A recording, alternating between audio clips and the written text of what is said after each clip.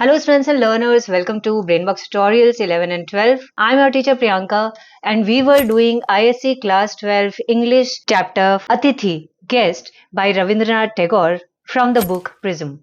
We have done two parts of this story, and this is third and the final part. Today we will finish the explanation of this story. The links to the previous two parts is given here now, and you will find the links in the description box as well. So let us start with third and the final part of the story. So earlier in the part 2, when I paused the story, we read that Tarapada assured Sunamani that he would visit his home to meet her mother. But Charu got angry and she said that how can you go and what about your lessons? I will complain this to your teacher.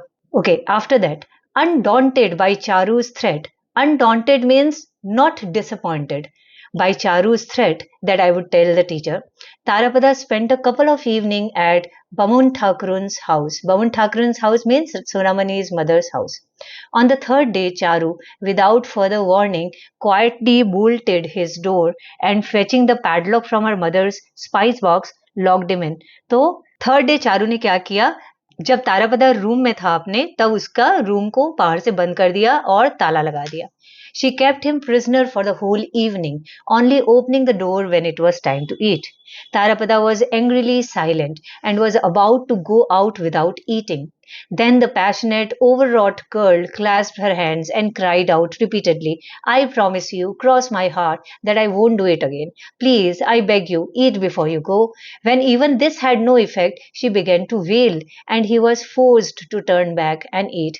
तो जब शाम को उसने दरवाजा खोला, lock खुला, तो obviously वो बहुत गुस्सा था तारापदा, बट वो इतना गुस्सा था बट साइलेंट था, एंग्रीली साइलेंट, गुस्से में था पर कुछ नहीं बोला, एंड वो कुछ खाना भी नहीं खाया उस दिन. नाउ चारू अपने हाथ जोड़ करके उसको बोल रही है कि मैं प्रॉमिस करती हूँ, now I would not do this again, please eat something, but वो नहीं माना, तो वो रोने लग गई. अब जब वो रोने लग गई तो उसको वापस आके खाना ही पड़ा. Okay, now almost 2 years passed like this. Tarapada had never moved himself to anyone for so long. Maybe his studies had a hold on him, or maybe he was changing as he grew up, and a stable existence in a comfortable house had more appeal than before. Maybe the beauty of his study companion, even if she had been constantly bad tempered, was exerting unconscious influence. So author कहते हैं कि almost 2 साल हो गए but Tarapada did not move from Kathalia village and this is quite unusual because he is not the kind of the boy who lives in a particular place for long. हमने भी देखा है कभी वो यात्रा ट्रूप से निकल जाता, भाग जाता, घर से भाग गया, पंचाली ग्रुप के सिंगर से के सामने से भाग गया. ओके, बट यहाँ वो 2 साल ऑलमोस्ट रह गया था. सो ऑथर हैज बिन अज्यूमिंग कि क्यों शायद रह गया, तो उसके 3 कारण वो सोच रहा है. फर्स्ट, मे बी उसको स्टडीज बहुत अच्छी लग रही है जो इंग्लिश पढ़ रहा है, इसके कारण वो रुका हुआ है.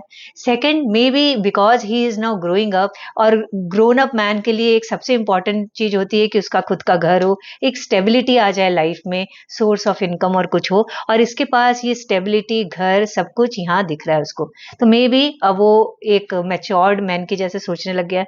और थर्ड जो रीजन है वो ये है कि मे बी जो उसकी स्टडी कंपेनियन है चारू, उसकी ब्यूटी के कारण वो जा नहीं पा रहा है, उससे कुछ अट्रैक्ट हो गया. Meanwhile, Charu had reached the age of 11. Charu भी 11 years की हो गई है. Motilal Babu had sought out 2 or 3 good marriage offers. Now that she had reached marriageable age, he placed a ban on English books and outside visits. अब मोतीलाल बाबू thinks that Charu has attained the age of marriage. अब उसकी शादी हो जानी चाहिए. 2-3 good marriage offers भी देख रहे हैं वो, और साथ ही साथ उसके इंग्लिश स्टडीज पे बैन कर दिया, उसके बाहर निकलने पे भी बैन कर दिया, बिकॉज अब उसकी शादी की एज हो गई है. उस टाइम में remember, and specially in the village areas, लड़कियों की बहुत जल्दी शादी कर दी जाती थी बचपन में ही. सो 11 ईयर्स में Motilal Babu is thinking about marrying off Charu. She kicked up a terrible fuss at this new restrictions. ये जो नए restrictions है, what are the new restrictions? That do not read English books, do not go outside. उसको अच्छा नहीं लग रहा, वो गुस्सा हो रही है. Then one day, Annapurna called Motilal and said, why search outside for a groom?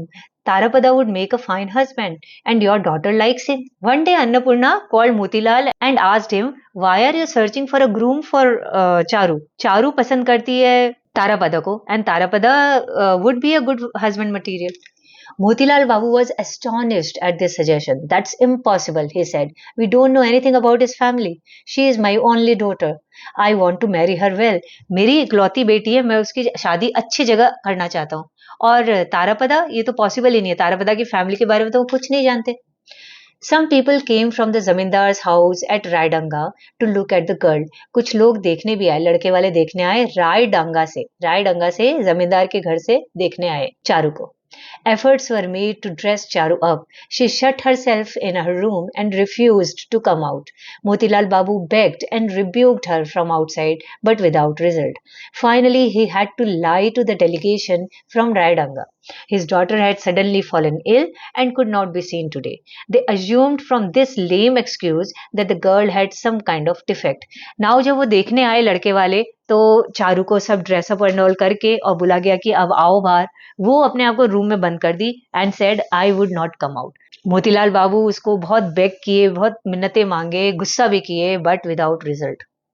Eight last Motilal Babu को ये कहना पड़ा, जो आए थे लोग उनको कहना पड़ा कि मेरी बेटी अचानक से बीमार हो गई है तो अब नहीं आ सकती. नाउ ऑब्वियसली बहुत एक्सक्यूज बहुत ही लेम था. So all the boy side, मतलब लड़के वाले जो थे, उन्होंने बोला कि जरूर लड़की में कुछ ना कुछ डिफेक्ट है, इसीलिए दिखाना नहीं चाहते. Motilal Babu started to reflect that Tarapada was indeed good to look at, good in every outward aspect. He could keep him at home, so his only daughter would not have to go to someone else's house. He realized that his truculent daughter's foibles, which he and his wife could smile at, would not be received so well by in-laws. Truculent means aggressive and foibles means weakness. So Motilal Babu को भी अब लगने लगा that Tarapada is indeed a good person. हम उससे अपनी बेटी की शादी करा सकते हैं. देखो क्या अच्छा लगा उसको. पहला तो घर में रहेगी बेटी, जाएगी नहीं कहीं, तो हमारे पास ही रहेगी. इससे क्या फर्क पड़ेगा. पहले तो इनकी इकलौती बेटी है तो इनके साथ ही रहेगी. And secondly we know Charu का नेचर कैसा है.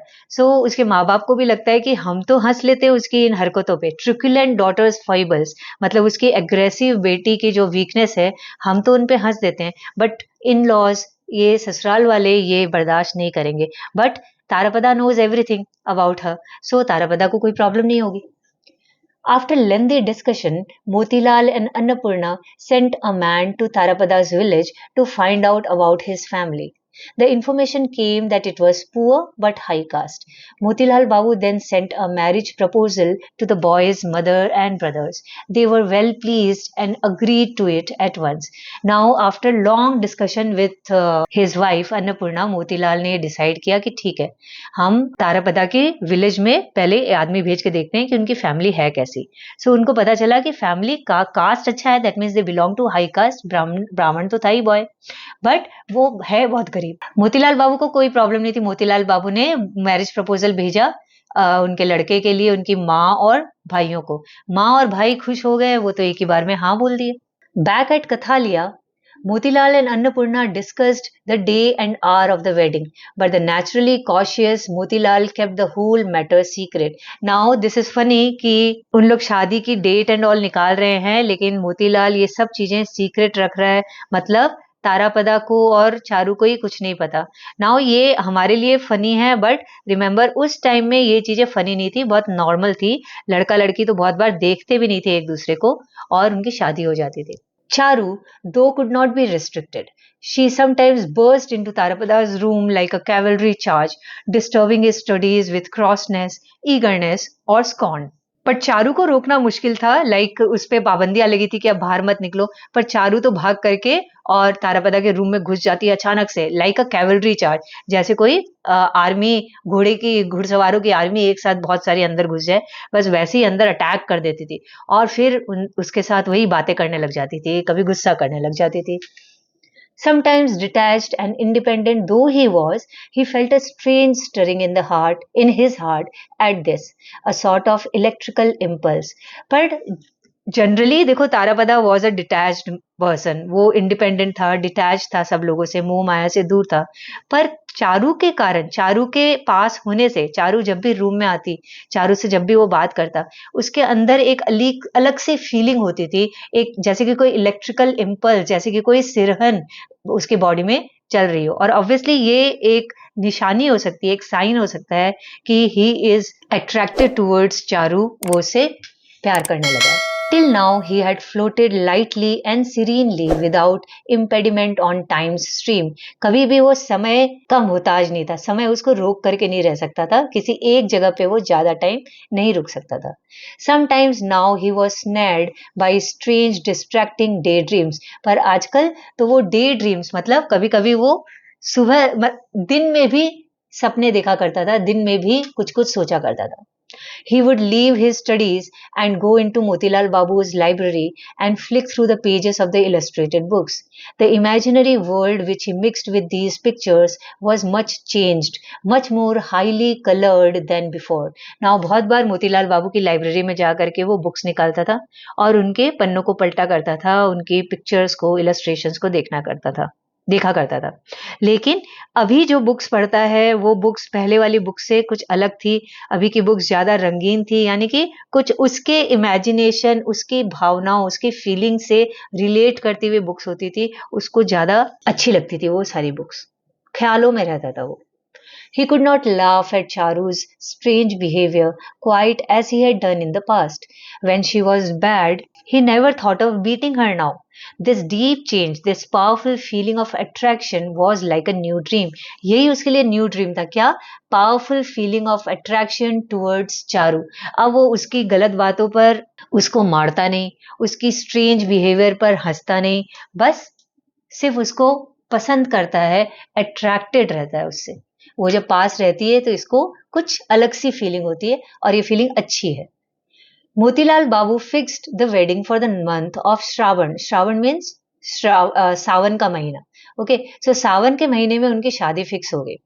And sent word to Tarapada's mother and brothers, but he did not inform Tarapada himself. Tarapada की मदर एंड ब्रदर्स को तो इनवाइट कर दिया कि शादी है सावन के महीने में, तारापदा को अभी तक मालूम ही नहीं कि उसकी शादी है. He told his Mukhtar in Calcutta to hire a trumpet and drum band, and he ordered everything else that would be needed for the wedding.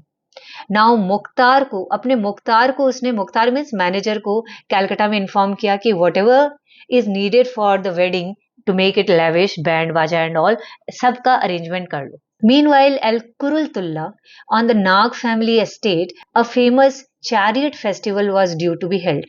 Now, कुरुलतल्ला पास का ही एक गांव है, वहां पे नाग फैमिली जो कि काफी रिच है, उनके एस्टेट में यानी उनकी प्रॉपर्टी, उनके लैंड में एक फेमस चैरिट फेस्टिवल होने वाला है. चैरिट फेस्टिवल मतलब रथ यात्रा से रिलेटेड कुछ फेयर, कुछ मेला जैसा लगने वाला है, बहुत बड़ा सा.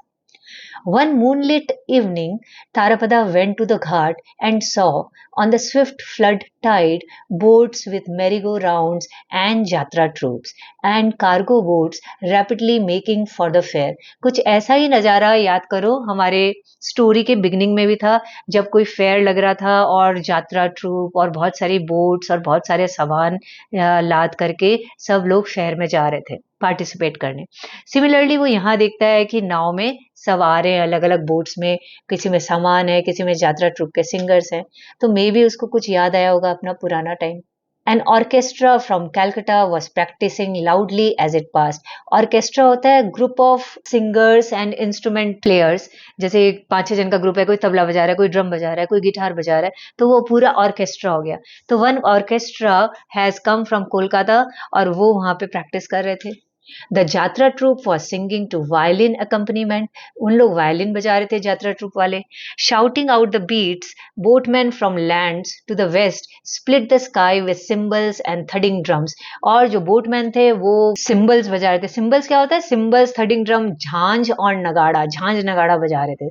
ठीक है, तो सच एक्साइटमेंट इन द एयर, हर जगह से सिर्फ खुशियां और धूम धड़ाका, जैसे कि कोई बड़ा सा फेयर लगता है तो कितनी सारी हलचल होती है, वैसी हलचल हो रही थी. And he is there on the ghat और वो सब चीजें देख रहा है. Such excitement. Then clouds from the east covered the moon with their huge black sails. यहाँ huge black sails are huge black clouds. तो suddenly east से ब्लैक क्लाउड्स आ रहे हैं जो मून को ढक रहे हैं, सावन का महीना आ चुका। And east wind blue sharply, cloud after cloud rolled by, एक के बाद एक बादल आए जा रहे हैं। जैसे सावन के महीने में यानी मानसून सीजन होता है, तो मानसून सीजन में बादल ही बादल दिखते हैं, कभी भी बारिश आ जाती है। द रिवर गश्ड एंड स्वेल्ड, बारिश में रिवर का पानी भी ऊपर तक चढ़ जाता है। Darkness thickened in the swaying riverside trees. Frogs croaked, crickets rasped like wood saws. तो क्रिकेट्स की आवाज आ रही है, फ्रॉग्स की आवाज आ रही है, क्योंकि अंधेरा हो चुका है, रात का टाइम है। To Tarapada the whole world seemed like a chariot festival, उसको तो वो सारी चीजें, सब mixture of all these things, उसको ऐसा लग रहा है जैसे कि कोई चैरियट फेस्टिवल उसके सामने हो रहा है। Wheels turning, flags flying, earth trembling, clouds swirling, wind rushing, river flowing, boat sailing, songs rising. सब कुछ वो एक साथ देख रहा है। पहिए घूम रहे हैं, फ्लैग्स उड़ रहे हैं, धरती हिल रही है, क्लाउड्स झूम रहे हैं, विंड चल रही है, रिवर फ्लो कर रही है, उनके ऊपर बोट सेल कर रहे हैं और गाने चल रहे हैं। There were rumbles of thunder and slashes of lightning in the sky.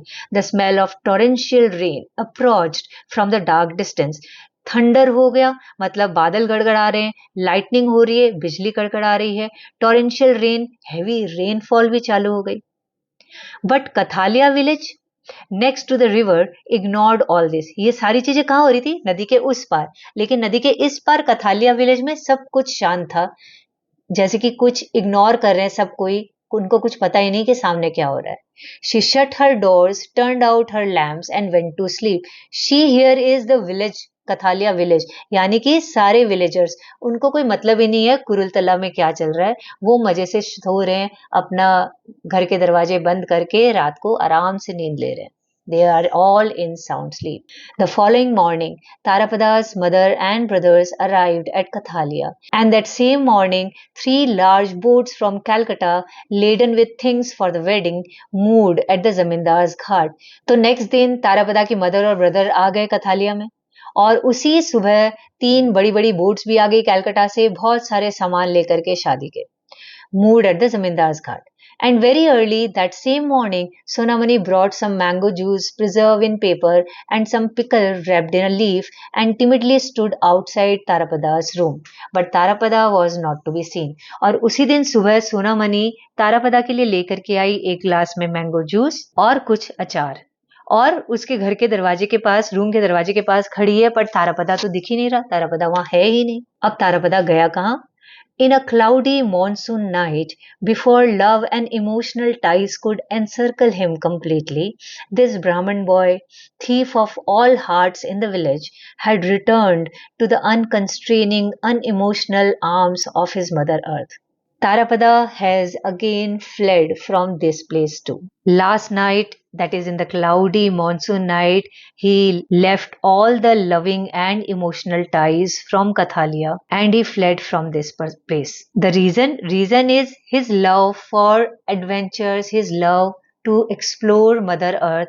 He only loves Mother Earth. That is his true nature. And his true nature was almost lost in the past few years when he was living there because he fell attracted towards Charu Shashi. But जो रात को वो festival के सारे preparations and all देखता है, तो उसको अपना एक्चुअल मकसद, अपनी एक्चुअल लाइफ याद आ जाती है। एंड आपका जो बेसिक नेचर होता है, जो आपके मन की पसंद होती है, वो आपके सामने अचानक से आ जाए तो आप बाकी सारे मोह माया बंधन को छोड़ सकते हो। वही उसके साथ हुआ कि उस टाइम जब उसको याद आया कि मेरा ये मकसद है, मुझे तो इधर उधर घूमना, कहीं जाना पसंद है, मुझे किसी के साथ मोह में बंधना नहीं है, किसी की टाइज में मैं नहीं रह सकता, तो वो अचानक से सब छोड़ छाड़ के चला जाता है। उस टाइम उसको कोई अट्रैक्शन, चारू शशि का भी अट्रैक्शन उस टाइम नहीं रहता।